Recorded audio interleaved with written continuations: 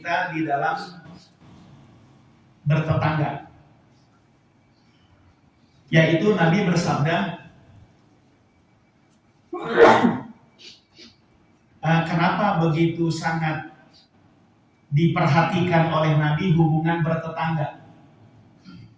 Karena kebaikan kita dengan tetangga ini menjadi bukti keimanan kita kepada Allah dan kehidupan akhirat. Buruk hubungan kita dengan tetangga ini juga menjadi bukti ketidakimanan kita kepada Allah dan hari akhirat. Kan di dalam sebuah hadis, man amana billah wal yaumil akhir falyukrim jarahu. Siapa orang yang mengaku beriman kepada Allah, juga mengaku beriman kepada kehidupan akhirat, falyukrim jarahu, maka hendaklah dia memuliakan tetangganya. Kenapa? Karena tetangga yang paling tahu kehidupan kita sehari-hari. Bahkan ada orang yang dengan tetangganya itu sampai lebih akrab dibanding saudaranya sendiri. Saking akrabnya dengan tetangga, disebabkan hubungan mereka yang baik. Tetangga. Biasanya kalau kita mengalami kesusahan, sakit, atau ada hal-hal yang darurat kita hadapi dalam rumah tangga kita, itu yang pertama kali maju tetangga, bukan saudara. Saudara kita di Citayam nggak tahu apa-apa itu. Saudara kita di Bekasi nggak tahu apa-apa. Yang paling tahu urusan kesusahan kita adalah tetangga. Nah, cuman kalau jual tanah, yang paling tahu saudara. Nah, kalau saudara kita dengar kita beli motor baru, curiga. Tanah mana nih yang dijual gitu. Kok gue saudaranya nggak dibagi? Nah, jadi begitulah perhatian Nabi terhadap tetangga. Bahkan mungkin saya pernah cerita Pak Syekh Abdul Qadir Al-Jilani. Ini setiap hari rembesan air kotor milik tetangga itu masuk ke kamar. Setiap hari. Ini namanya orang mandi tiap hari, nyuci tiap hari. Itu air kotornya masuk ke kamar beliau karena bersebelahan. Tapi Syekh Abdul Qadir Al-Jilani melarang istrinya untuk menceritakan semua ini kepada tetangga. Gak usah diceritain, biar ini rezeki kita, kata beliau. Dianggap sebagai apa ya? Rezeki. Jadi kalau orang soleh begitu ya. Jadi yang namanya rezeki bukan hal-hal yang enak aja. Hal-hal yang gak enak juga dianggap apa ya? Rezeki oleh mereka. Karena tidak ada yang terjadi dalam kehidupan ini kecuali sudah menjadi kehendak Allah. Sampai beliau meninggal dunia. Ketika meninggal dunia, ini kan tetangganya pada takziah. Dan dilihat di sudut kamar kok basah. Nanya sama istrinya itu, basah kenapa? Ini basah ya dari rumah ente gitu ya. Jadi rembesan air kotor, nah ini masuk ke dalam kamar. Lah kenapa nggak bilang? Tetangganya malu, nggak enak gitu. Karena rembesan air kotor masuk ke kamar tetangga ini. Lalu istrinya bilang, Tuan Syekh ini melarang saya untuk menceritakan semua ini kepada tetangga. Biar ini jadi rezeki. Nah, karena setiap malam sepulang mengajar, dia harus ngebersihin air kotor yang masuk ke dalam kamar. Jadi begitulah keadaan orang-orang soleh di dalam bertetangga. Biarin dia merasa dirugikan, asal dia jangan merugikan tetangga. Nah kita kan tetangga timbang jembreng anduk aja di pagar, marah. Anduk siapa nih? Mobil udah berotot. Jemur kasur tipis aja marah-marah. air air dari talang nyiprat ke rumah kita aja uring-uringan, nggak terima.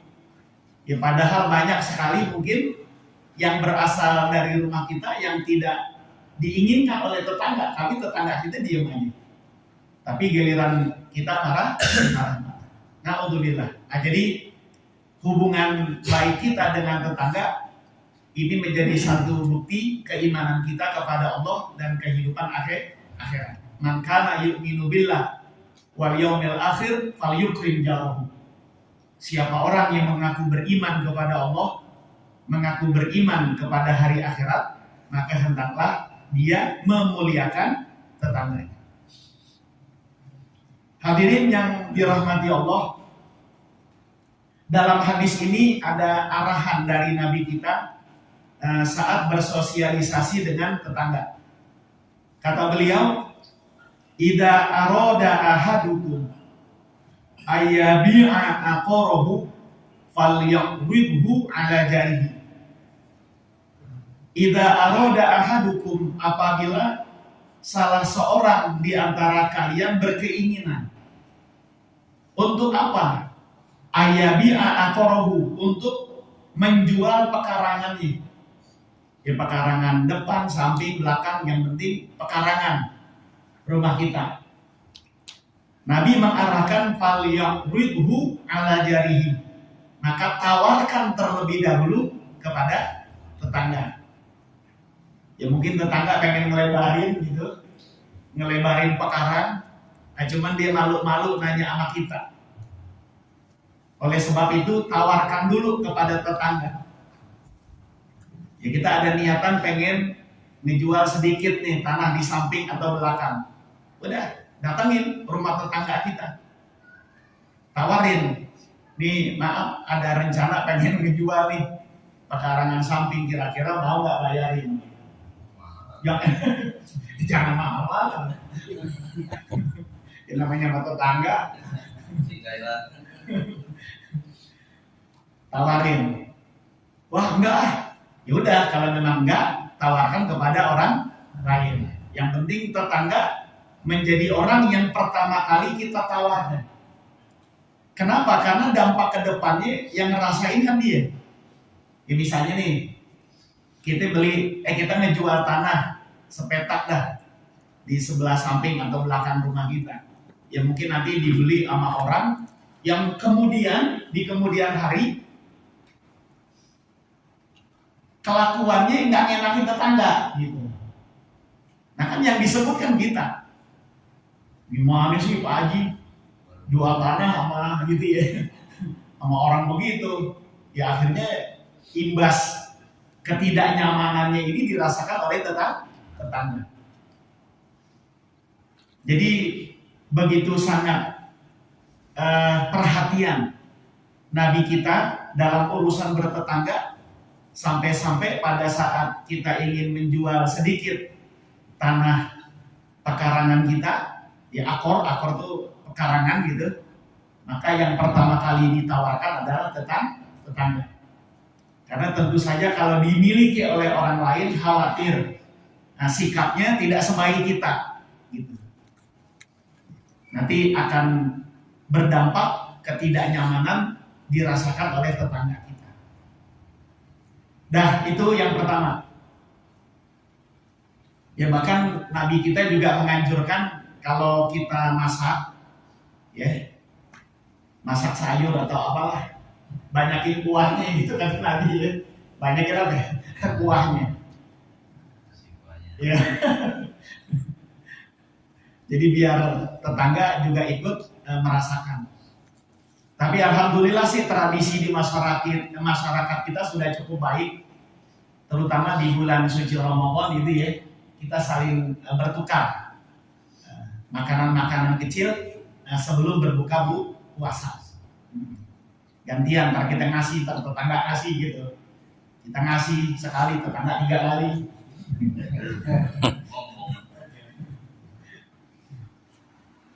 Ya, jadi begitulah. Ini satu bukti bahwa kita betul-betul beriman kepada Allah dan beriman kepada kehidupan akhirat. Karena tidak ada orang yang paling mengerti tentang diri kita kecuali tetangga. Dan kemudian yang berikutnya, Nabi kita bersabda, "Idza arada ahadukum safaran falyusallim ala ikhwanihi fa innahum yazidunahu bidu'aihim ila du'aihi khairan." Kata Nabi kita, "Idza arada ahadukum safaran," apabila berkeinginan salah seorang di antara kalian melakukan perjalanan. Ini kalau sudah safar berarti perjalanannya melebihi masafatil qasri 86 kilo. Jadi perjalanan jauh lah. Ya. Kalau yang kita kerjakan rutin kayak pergi kerja itu nggak disebut safar gitu ya. Nggak disebut safar, itu namanya wadhifah, kebiasaan. Wadhifah, rutinitas. Jadi ini tentu saja perjalanan yang sudah diperbolehkan bagi kita untuk melakukan sholat jamak qashar. Makanya disebut safar. Safar kayak pergi haji atau pengen mudik gitu ya, jauh. Nah, ini disebut safar. Kalau timbang ke pasar minggu sih enggak ya. Enggak usah. Jadi kata Nabi, "Idza arada ahadukum safaran," apabila salah seorang di antara kalian ingin melakukan safar, ingin melakukan berpergian, falyusallim ala ikhwanihi, maka hendaklah dia mengabari kepada saudaranya, ya baik saudara kita atau tetangga kita. Ya, ini saudara kan ada saudara jauh, ada saudara dekat. Yang dimaksud dengan saudara dekat di sini yaitu tetangga kita. Karena bagaimanapun kita sangat membutuhkan mereka, sebagaimana mereka pun juga membutuhkan kehadiran kita. Jadi udah seperti apa, saudara? Maka kabarin kepada saudara-saudaranya, kepada tetangga-tetangganya. Jadi jangan main meloyor begitu aja gitu ya. Nanti kan tetangga nanya, atau mungkin ada orang yang datang berkunjung, rumah kita dikunci, dia nanya sama tetangga, "Nah, Pak, ini yang punya rumah kemana?" Tahu gitu. Jadi harus dikasih tahu. Karena mungkin bisa jadi ada hal-hal mendesak yang perlu untuk diberitahu pada saat kita sedang tidak berada di rumah. Nah, jadi ngasih tahu. Apalagi pergi haji ya. Ini tentu saja harus berpamitan dengan tetangga-tetangga kita. Ya mungkin sunnahnya yang pergi haji ini ngunjungin tuh tetangga-tetangganya tuh. Nah cuman kan repot. Ya. Kalau satu diparah kan repot itu ya. Makan waktu. Nah oleh sebab itu kesunahan tersebut disiasatin oleh para ulama kita. Daripada kitanya yang repot ke sono kemari, mendingan diumumin dah di mushola. Ya, bahwa kita pengen bikin ratiban gitu ya. Baik ratiban haji maupun ratiban Nah, jadi biar kita nggak terlalu repot untuk ngunjungin satu persatu rumah-rumah tetangga kita pada saat kita ingin berpergian jauh. Nah, terutama pada saat kita ingin melaksanakan ibadah haji atau ibadah umrah. Ini kan ada orang yang ya walaupun nggak semua, sebagian ketika pengen berangkat haji atau berangkat umroh ini nggak pernah mau ngabarin tetangganya dengan alasan takut ria. Ria bukan di sini tempatnya gitu ya. Ria itu sesuatu yang kita lakukan di dalam rangka mengharap pujian dari orang lain. dan tidak ada tuntunan dalam ajaran agama. Tapi kalau ngasih tahu atau ngasih kabar kepada tetangga bahwa kita ingin melaksanakan ibadah haji dan umroh, ini ada arahan dari Nabi. Ada perintah dari Nabi. Ini jelas kok hadisnya. Apabila di antara kalian pengen melakukan perjalanan jauh, falyusallim ala ikhwanihi. Kabarin ya saudara-saudaranya. Jadi bukannya ria, bukan. Kabarin tetangga-tetangganya. Ini sih cuma alasan doang, ya, biar nggak keluar duit banyak gitu ya. Ya kan kalau bikin ratiban kan 5 juta aja habis, mungkin kurang kali.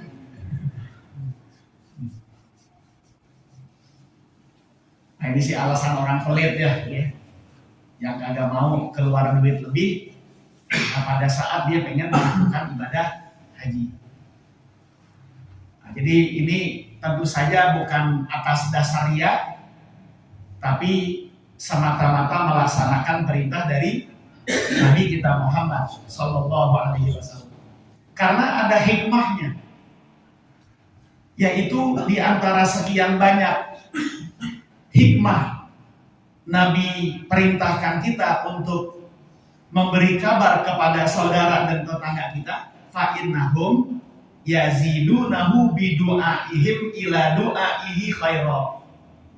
Karena sesungguhnya mereka bisa nambahin dengan doa-doa mereka untuk kita dengan doa-doa yang baik gitu. Nambahin doa-doa mereka untuk kita dengan doa-doa yang baik. Ya banyak sekali hadis-hadis yang diajarkan oleh Nabi kita pada saat kita dikunjungi oleh tetangga meminta izin untuk melakukan perjalanan jauh. Jadi kata Nabi, apabila datang tetanggamu atau saudaramu meminta izin atau ngabarin kamu bahwa dia ingin melakukan perjalanan jauh, ini Nabi ada beberapa redaksi hadis nih yang Nabi ajarkan. Salah satunya astaudiukumullah alladzi la yudayyi'u wada'i'ahu. Aku titipkan kalian kepada Allah yang Allah itu nggak pernah menyia-nyiakan titipannya. Akan didoain ya. Jadi ketika kita ngasih kabar kepada tetangga, nah tetangga ngedoain deh. Ini salah satu doa yang diajarkan oleh Nabi, astaudiukumullahu alladzi la yudayyi'u wada'i'ahu. Mudah-mudahan aku menitipkan kalian kepada Allah yang Allah nggak pernah menyia-nyiakan titipannya. Artinya Anda ingin melakukan perjalanan jauh, saya titipkan keselamatan Anda kepada Allah. Akan itu doa. Kalau sudah dititipkan kepada Allah, maka Allah adalah zat Tuhan yang tidak akan pernah menyia-nyiakan titipannya. Otomatis salah satu hikmahnya adalah Allah akan menjaga keselamatan kita, melindungi kita dari mara bahaya selama perjalanan. Karena kita sudah dititipkan oleh tetangga kita kepada Allah. Dalam hadis yang lain, Nabi mengajarkan doa kepada kita tetangga yang tetangga kita ini minta izin untuk melakukan perjalanan jauh. Nah di sini Nabi mengajarkan kepada kita doa yang lain, zawadakallahu taqwa wa ghafara dzambak wa wajjahaka ilal khair haitsu tawajjahta. Semoga Allah membekali perjalananmu dengan ketakwaan kepada Allah. Ya kan bekal perjalanan yang paling baik dari segala macam bekal kan ketakwaan kepada Allah. Walaupun yang kita bawa nggak banyak, tapi selama perjalanan sholat kita nggak pernah tinggal. Walaupun bekal yang kita bawa nggak terlalu banyak, tapi selama perjalanan kita senantiasa berzikir kepada Allah. Ini namanya bekal yang paling utama. Ya daripada bekalnya banyak, tapi selama perjalanan, sholat selalu ditinggalkan. Selama di perjalanan nggak pernah berzikir kepada Allah. Makanya bekal yang paling utama adalah ketakwaan kepada Allah Subhanahu wa taala. Nah, sebagaimana dipesankan oleh Nabi, ittaqillah haitsu ma kunta wa atbi'is sayyi'atal hasanah tamhuha wa khaliqin nasa bi khuluqin hasanin. Bertakwalah kalian kepada Allah di mana saja kalian berada. Baik ketika berada di rumah maupun pada saat kita berada di perjalanan. Iringi segala bentuk keburukan dengan kebaikan. Maka kebaikan tersebut akan menutupi setiap keburukan yang kalian lakukan. Wa khaliqin nasa bi khuluqin hasanin. Berperilakulah kalian kepada setiap orang dengan perilaku yang baik. Wa tazawwadu fa inna khairaz zadi taqwa. Berbekallah kalian karena sepaling baik perbekalan adalah ketakwaan kepada Allah Subhanahu wa taala. Nah, jadi ini bagian dari doa yang diajarkan oleh Nabi. Zawadakallahu taqwa. Semoga Allah membekali seluruh perjalananmu dengan ketakwaan kepada Allah. Wa ghafara dzambak. Selain Allah bekali engkau dengan ketakwaan, mudah-mudahan Allah ampuni dosa-dosamu. Ya kan selama perjalanan kan ada hal-hal yang mungkin membuat kita nggak nyaman, seperti macet gitu ya, macet atau ban pecah gitu ya, itu kan nggak nyaman. Nah, ketidaknyamanan ini kan bagi orang mukmin ini kan pengampunan dosa. Ya kan kata Nabi, setiap hal yang tidak mengenakanmu itu dari Allah, dan Allah berkenan ingin mengampuni dosa. Walaupun duri yang menusuk kakimu, itu juga bagian dari pengampunan dosa. Nah, jadi selama perjalanan ada hal-hal yang tidak mengenakan kita, lalu kita redha untuk menerimanya, maka semua itu bagian dari pengampunan dosa. Wa wajhaka ilal khairi haitsu tawajjahta. Mudah-mudahan Allah senantiasa membimbingmu untuk melakukan kebaikan di mana saja ya engkau berada.